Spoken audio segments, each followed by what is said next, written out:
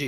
देखिए 1999 में ये माजरा हुआ और हमने फ़ौरन एक संस्था बनाई माइनॉरिटीज़ को लेकर और पहला हमने शांति मार्च निकाला तुर्कमान गेट से राजघाट तक इस सिलसिले में कि भाई ये जो कुछ भी हुआ है ये नहीं होना चाहिए था कि अगर कोई भी इंसान चाहे वो ऑस्ट्रेलिया का है या अमेरिका का है या हम खुद हैं, अगर हम एक अच्छा काम कर रहे हैं, गरीबों को रोटी खिला रहे हैं या हम उनको एजुकेशन दे रहे हैं या उनके लिए हेल्थ फील्ड में हम काम कर रहे हैं, तो आप लोग अगर इसको एक्नॉलेज नहीं करते हैं तो कम से कम ये काम कर लें ताकि जो यहाँ पॉवर्टी है वो ख़त्म हो सके।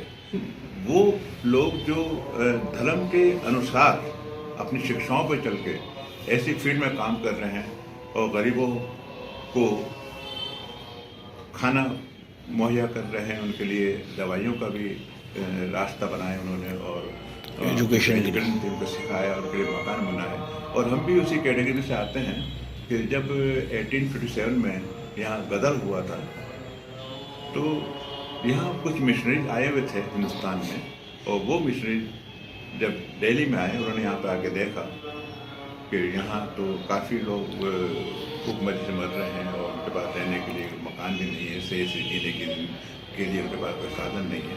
तो उन्होंने भी आके यहाँ पे चर्चेस खोले और चर्चेस बनाए, मकान बनाए, उनके लिए स्कूल खोले, उनके लिए हॉस्पिटल्स खोले, जो हम दिल्ली में देखते हैं, लखनऊ में देखते हैं, जगह जगह भी ये सब बातें। और उस दौर में भी जो सरकारें थी वो सभी देख रही थी और उन्होंने उनको एनकरेज किया, उनको उनके लिए उन्होंने कोई कन्वर्शन बिल नहीं बनाए, क्योंकि जहाँ क्रिश्चियनिटी की बात आती है तो वो कोई जबरन काम नहीं करते। क्राइस्ट ने भी कोई जबरन काम नहीं किया और न उन्होंने अपने चेलों को कहा कि तुम यहाँ जाके बंदूक चलाओ, वहाँ जाके डंडा मारो, ये करो, ऐसा उन्होंने कुछ नहीं। उन्होंने शांति का संदेश दिया, प्यार मोहब्बत का संदेश दिया। और यहाँ तक कि आप जानते हैं कि उनको सूली भी दी गई। सूली देने वाले वो लोग थे रोमन साम्राज्य के कि जो डरते थे कि इसको खुदा से बेटा क्यों कहा जाता है, इसे खुदा क्यों कहा जाता है, इस बात से।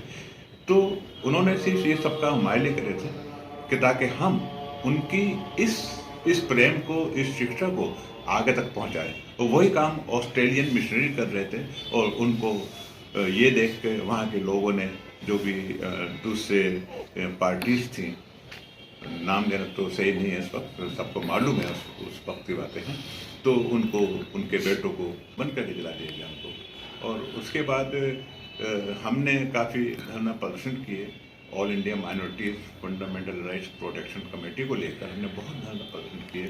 और उसके बाद जाके लोगों ने भी अपना डिमॉन्स्ट्रेशन किया इस बात को, जो क्रिश्चियन लोग नहीं और भी लोग थे माइनॉरिटी, सबने मिलकर ये काम किया।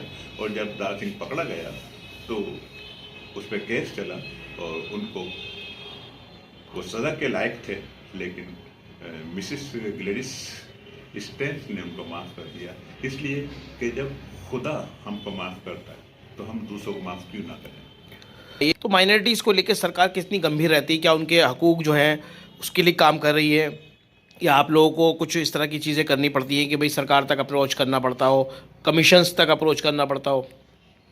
नहीं, ऐसा तो मुझे देखने में नहीं आया। हालांकि मैं खुद एक एजुकेशनिस्ट हूँ और यहाँ पे मैं एजुकेशन दे रहा हूँ। मेरे इलाके के आसपास जो हैं काफ़ी बैकवर्ड क्लासेस हैं, गरीब फैमिलीज रहती हैं, उनके बच्चे पढ़ने आते हैं, नॉमिनल चार्जेस पे वो यहाँ अपनी पढ़ाई हासिल करते हैं। और मैंने ये देखा कि मुझे इवन मेरे चर्च में या मेरे टेरिटरी की सरकार ने कभी मुझे एक्नॉलेज किया उस काम के लिए, ऐसा कभी देखने में नहीं आया। तो मैं नहीं समझता कि माइनॉरिटी के लिए काम हुआ है, खासतौर से हमारी क्रिश्चियन कम्युनिटी में कोई ऐसा काम नहीं हुआ। हालांकि हम देखते हैं यहाँ पे ये एक चर्च बना हुआ है, 1905 में बना था, होली ट्रिनिटी चर्च, और इस चर्च में एक कैंपस भी है जो इंग्लिश शेपर्ड बना के गए थे हम सब हमारे बाप दादाओं के लिए।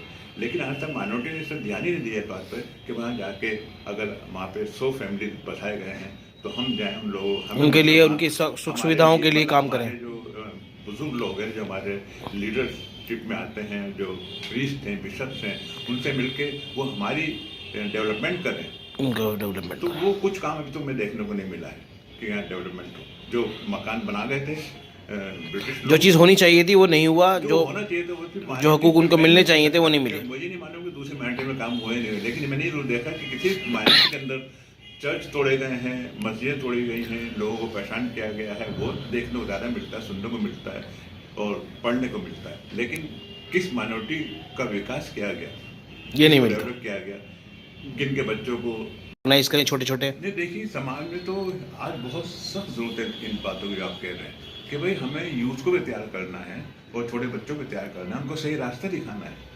और जो भी सरकारें आई हैं उन्होंने इस बात पर शायद इतना ध्यान नहीं दिया है, जैसे मैंने भी कहा जी। कि हमारी कम्युनिटी के अंदर ही इन बातों को ध्यान नहीं दिया, हाथ बल्कि हमारी कम्युनिटी ने ही खुद बहुत ज़्यादा लोगों को शिक्षित किया है, बहुत लोगों के हाँ, खुद ही अवेयर होकर उस काम को अंजाम दिया है।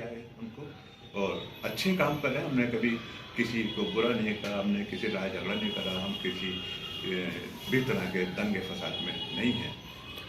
और हम पे ये इल्ज़ाम लगाया जाता है कि हम जबरन ईसाई बनाते हैं, जबकि ऐसा नहीं है। हम जबरन ईसाई नहीं बनाते। बाइबल अपने आप में एक ऐसा धर्मशास्त्र है कि जो भी पढ़े उसका ध्यान खुद ब खुद ईसा मसीह की तरफ चला जाता है और वो सोचता है कि भाई चलो मैं भी ऐसे काम करूं।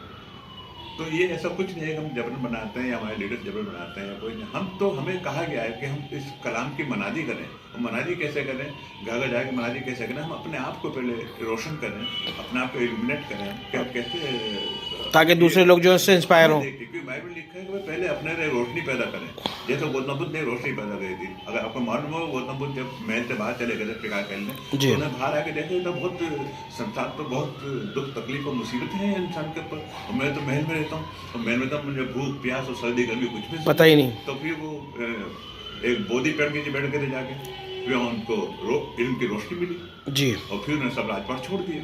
और आज उनके पीछे उनके अनुयायी चल रहे हैं और उनकी बातों को बहुत अमल किया जा रहा है।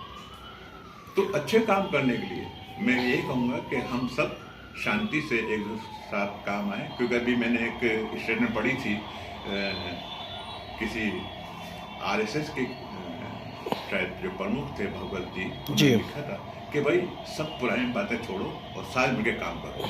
तो वो बात मुझे अच्छी लगी जो उन्होंने कहा कि हम में कोई ऐसी एनिमिटी, कोई दुश्मनी नहीं है किसी के लिए। हम तो दूसरों के अच्छा काम कर रहे हैं। ये नहीं देखते कि भाई ये ईसाई है, हिंदू, मुसलमान है, सरदार है, शुरू काटते हैं, वो नहीं देखते। जो अच्छे काम करने हैं वो काम करें। काम जो हमें मसीह ने बताया करने के लिए वो काम करेंगे। क्योंकि मेरा नाम मनोज मैथ्यूस है। मनोज जी, आज जो है यहाँ प्रोग्राम रखा गया और उनकी याद में क्या कहना चाहेंगे इस बारे में, किस तरह का मैसेज आप लोगों ने कन्वे किया है?